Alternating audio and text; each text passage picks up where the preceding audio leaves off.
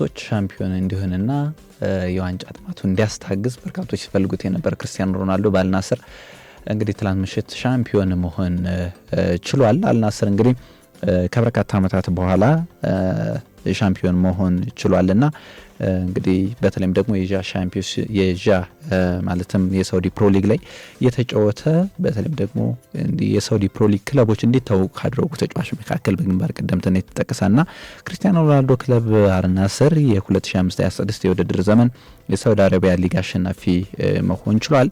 አልናስር እንግዲህ ትላንት ሌሊት ማለት ነው አልዳማክ ጋር ያደረገውን ጨዋታ 4-1 በሆነ ውጤት ማሸነፉን ተከትሎ ሻምፒዮን መሆኑን አረጋግጧል። አልናስርን አሸናፊ ያደረጉ ግቦችን ደግሞ ክርስቲያኖ ሮናልዶ 2 ግቦችን አስቆጥሯል። እንዲሁም የጨዋታው ኮከብ መባል ችሏል።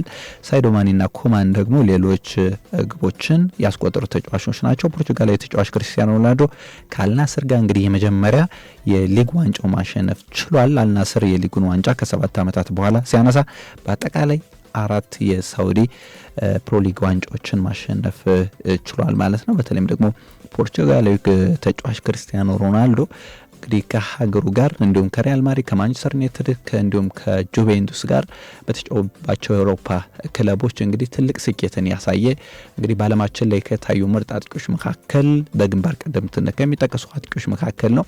እንግዲህ በተለያዩ የሻምፒዮንስ ሊግ፣ የጣሊያን ሴሪያ እንዲሁም የእንግሊዝ ፕሪሚየር ሊግን ደግሞ ደጋግሞ ማንሳት የቻለ ተጫዋች ነው። ነገር ግን በሳውዲ አረቢያ ሊግ ዋንጫን ማሸነፍ ተስኖት ለበርካታ ዓመታት ቆይቶ ነበረ። በተለይም ደግሞ ወደ ሳውዲ ፕሮ ሊግ ቀና በኋላም ከክለቡ ጋር ጥሩ ጨዋታዎችን ማድረግ ቢችልም እንግዲህ የሊጉ ከፍተኛ ጎል አስቆጣሪ የሆነ በተለያዩ የውድድር ዓመታት ቢያጠናቅቅም ግን ዋንጫን ማሳካት ተስኖት ቆይቶ ነበር። በመጨረሻም እንግዲህ ክርስቲያኖ ሮናልዶ በዚህ የውድድር ዓመት የ2025-26 የውድድር ዘመን የሳውዲ አረቢያ ሊግ አሸናፊ መሆን ችሏል ማለት ነው።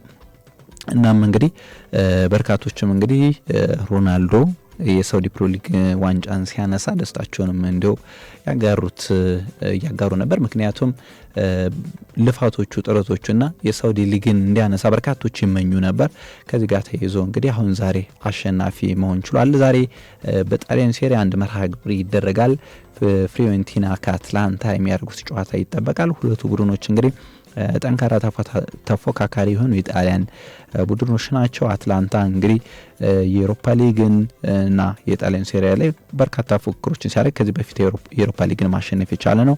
ፊዮሬንቲና ደግሞ እንዲሁ በኮንፈረንስ ሊጉ ጥሩ የውድድር ዓመትን ሲያሳልፍ የነበረ ቡድን ነው ባለፈው የውድድር ዓመት። በዚህ የውድድር ዓመትም እንግዲህ ከጠንካራ የጣሊያን ሴሪያ ተፎካካሪ ቡድኖች መካከል ይጠቀሳልና ሁለቱ ቡድኖች ዛሬ 3:45 ላይ ጨዋታቸውን የሚያደርጉ ነው የሚሆነው።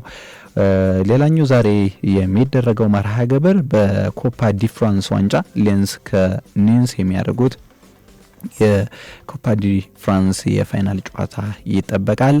እንግዲህ ሁለቱ ቡድኖች እንግዲህ የተለያዩ ጨዋታዎችን እያደረጉ ነው የሚገኘው። በፍራንሳይ ሊግ 1 እንግዲህ የፍራንሳይ ሊግ 1 እንግዲህ ፒኤስጂ ሻምፒዮንስ መሆኑ ይታወሳልና የፍራንሳይ ሊግን ማንሳት አልቻሉም። ነገር ግን የኮፓ ዲ ፍራንስን ሁለቱ ቡድኖች አሸናፊ የሚሆኑበት መርሃ ግብር ዛሬ የሚለይ ነው የሚሆነው። ሌንስና ኒስ እንግዲህ በፍራንሳይ ሊግ ጥሩ ተፎካካሪ ቡድኖች ናቸው።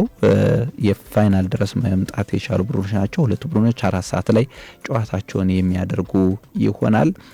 በተለይም ደግሞ እንግዲህ የስፔን ላሊጋ የእንግሊዝ ፕሪሚየር ሊግ ጨዋታዎች እየተጠናቀቁ የውድድር ዓመቱ እየተጠናቀቀ ያለበት ዓመት ነው። በርካታ የአውሮፓ በሚገኙ 5 ታላላቅ ሊጎች ላይ ሻምፒዮንነታቸውን ሁሉም ለይተዋል። በስፔን ላሊጋ እንግዲህ ባርሴሎና ሻምፒዮን መሆን ችሏል። በእንግሊዝ ፕሪሚየር ሊግ ደግሞ አርሰናል ሻምፒዮንስ መሆኑን አረጋግጧል። እንዲሁ በፍራንሳይ ሊግ ዋንም እንዲሁ ፒኤስጂ ሻምፒዮን መሆኑን ያረጋገጠበት አለ። ከዛም በጣሊያን ሴሪ ደግሞ ኢንተር ሚላን ሻምፒዮን መሆኑን አረጋግጧል። እንግዲህ የመጨረሻ መርሃ ግብራቸው በቀጣዩ እሁድና ቅዳሜ የሚደረጉ ይሆናል። የስፔን ላሊጋ መርሃ ግብሮች እንግዲህ ሁሉም መርሃ ግብሮች ነገ ነው የሚደረጉት። ነገ እንግዲህ 4 ሰዓት ሌሊት ጀምሮ ሁሉም መርሃ ግብሮች የሚደረጉ ነው የሚሆነው። 4 ሰዓት ላይ እንግዲህ 20 ክለቦች ጨዋታቸውን የሚያደርጉ ነው የሚሆነው። የጣሊያን ሴሪያ ግን እንግዲህ ዛሬ አንድ መርሃ ግብር ይደረጋል፣ ነገ ደግሞ ሌላ መርሃ ግብር የሚደረግ ነው የሚሆነው።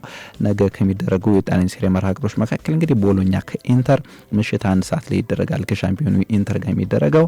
ላዚዮ ከፒሳም እንዲሁ የሚያደርጉት ጨዋታ ይደረጋል። የእንግሊዝ ፕሪሚየር ሊግ ደግሞ እሁድ ነው ሁሉም መርሃ ግብሮች የሚደረጉት 12 ሰዓት ላይ ማለት ነው። 12 ሰዓት ላይ እንግዲህ ሁሉም የእንግሊዝ ፕሪሚየር ሊግ ቡድኖች የመጨረሻ የውድድር ዓመት የፍጻሜ ጨዋታቸውን የሚያደርጉ ነው የሚሆነው። አርሰናል ሻምፒዮንነቱን ከ2 ዓመት በኋላ ባረጋገጠበት የዘንድሮ የ25-26 የውድድር ዓመት ማለት ነው የመጨረሻ የ38ኛ ፕሪሚየር ሊግ ጨዋታቸውን ዛሬ የሚያደርጉ ነው የሚሆነው። በተለይም ደግሞ ማንቸስተር ሲቲ ከአስቶቪላ የሚያደርጉት ጨዋታ ይጠበቃል።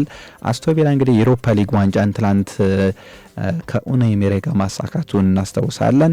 እንግዲህ የአውሮፓ ሻምፒዮንስ ሊግ የቀጣይ የውድድር ዓመት ተሳታፊ መሆኑን አረጋግጧል። ነገር ግን በፕሪሚየር ሊጉም እንግዲህ የአራተኝነት ደረጃን ይዟል። ነገር ግን ማንቸስተር ሲቲ በሰፊ የጎል ልዩነት የሚያሸንፈው ከሆነ ምናልባት በርንማውዝ በአውሮፓ ሻምፒዮንስ ሊግ ተሳታፊ የሚሆንበት ድል ሰፊ ነው። በርንማውዝ ከኖቲንግሃም ፎረስት የሚያደርጉት ጨዋታ እንዲሁ ይጠበቃል። ሊቨርፑል ከብሬንትፎርድም እንግዲህ የአውሮፓ ሻምፒዮንስ ሊግ ተሳታፊነቱን ለማስጠበቅ ሊቨርፑልም ድንቅ ፉክክርን ያደርጋል ተብሎ ይጠበቃል ማለት ነው። እንግዲህ ነገ የሚደረጉ በርካታ የእንግሊዝ ፕሪሚየር ሊግ መርሃ ግብሮች አሉ።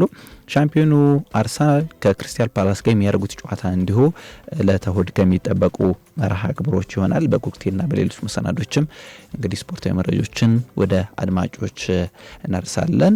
ከዚህ ጋር ብናጠናቀቅ ጥሩ ነው። በፍቅር ስፖርታዊ መረጃችን